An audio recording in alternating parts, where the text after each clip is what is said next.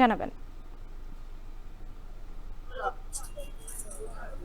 রাত্রি আপনি যেমনটা বললেন আসলে নেত্রকোনায় এই শীত মৌসুমে কিন্তু প্রচুর সবজির উৎপাদন হয়। সেই সবজির বাজার কিন্তু এখন যাচ্ছে। আমরা ব্যবসায়ীদের সাথে কথা বলেছিলাম, তারা যেমনটা জানিয়েছেন যে এখন ভরা মৌসুম থাকায় কিন্তু সবজির সবচেয়ে সর্বনিম্ন দাম কিন্তু এখন যাচ্ছে। আজকের বাজার দরের কথা যদি বলি, আজকের বাজারে কিন্তু শীতকালীন যে সবজিগুলো রয়েছে, বিশেষ করে টমেটো বিক্রি হচ্ছে 20 থেকে 25 টাকার মধ্যে, আলু বিক্রি হচ্ছে 25 থেকে 30 টাকার মধ্যে, শিম বিক্রি হচ্ছে 15 থেকে 20 টাকার মধ্যে, এছাড়াও বেগুন কিন্তু বিক্রি হচ্ছে 15 থেকে 10 টাকার মধ্যে।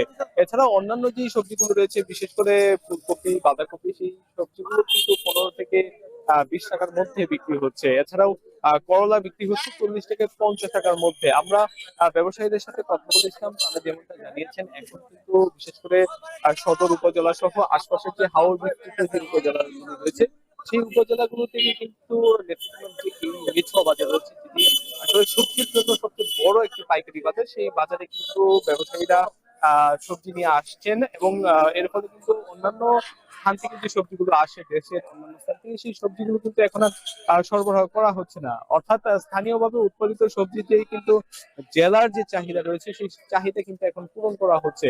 ব্যবসায়ীরা বলছেন যে আগামী 1 থেকে 1.5 মাস কিন্তু এই যে উৎপাদিত সবজিগুলো রয়েছে, সেই সবজি দিয়েই কিন্তু জেলার যে বাজারগুলো রয়েছে, সেইগুলো আসলে চাহিদা মেটানো যাবে। তবে দাম কিছুটা কম থাকে, কিন্তু যারা কৃষক রয়েছেন তারা কিন্তু কিছুটা হতাশ রয়েছেন। তো এই ছিল আসলে আমার কাছে নেত্রকোনা থেকে সবজি বাজারের সর্বশেষ রাত্রে।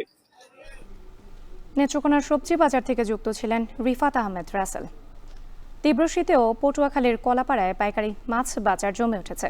সামুদ্রিক ও নদ নদীর মাছের সরবরাহ কিছুটা কম থাকলেও দাম অপরিবর্তিত রয়েছে। এ নিয়ে আরও জানাতে কলাপাড়ার নাচনাপাড়া পাইকারি মাছ বাজার থেকে যুক্ত হচ্ছেন জসিম পারভেজ। জসিম, বাজারে সামুদ্রিক মাছের দাম কেমন, এ নিয়ে বিক্রেতারা কি বলছেন?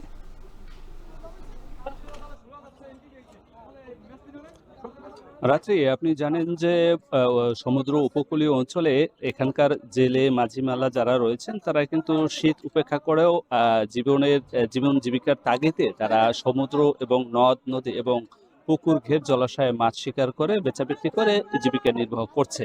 তো এখানকার যে ব্যবসায়ীরা বলছেন এখন শীত মৌসুমে কিন্তু সমুদ্র এবং নদ নদীতে এবং জলাশয়ে মাছের বিচরণ কম থাকে, সে কারণে মাছের সরবরাহ কম থাকে।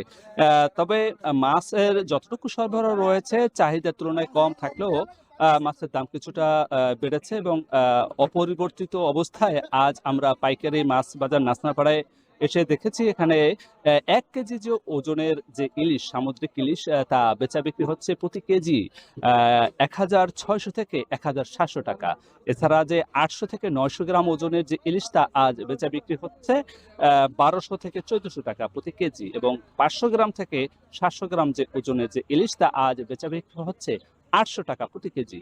এছাড়া যে পুকুর ঘেরে যে রুই কাতল প্রতি কেজি বিক্রি হয়েছে আজ 200 থেকে 230 টাকা প্রতি কেজি, এবং নদীর যে ফাইসা মাছ সেটি আজ বেচে বিক্রি হচ্ছে 220 টাকা প্রতি কেজি, এবং সিলভার কাপ মাছ বিক্রি হয়েছে 150 থেকে 190 টাকা প্রতি কেজি।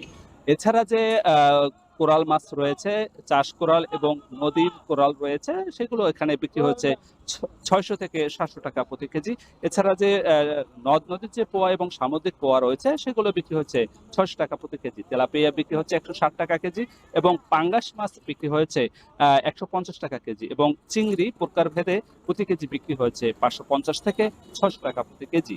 তো আপনাকে জানিয়ে রাখি যে এখানকার যে ব্যবসায়ী রয়েছে তারা এই বাজারে এসে এখান থেকে মাছ পাইকারি দরে ক্রয় করে তারা বিভাগীয় শহর এবং ঢাকা সহ বিভিন্ন অঞ্চলে পাইকারি এখানে এসে মাছ ক্রয় করে তারা আবার স্ব হাট বাজারে আরো 100 থেকে 200 টাকা বেশি দরে বেচা বিক্রি করছে বলে এমনটি আমরা জানতে পেরেছি।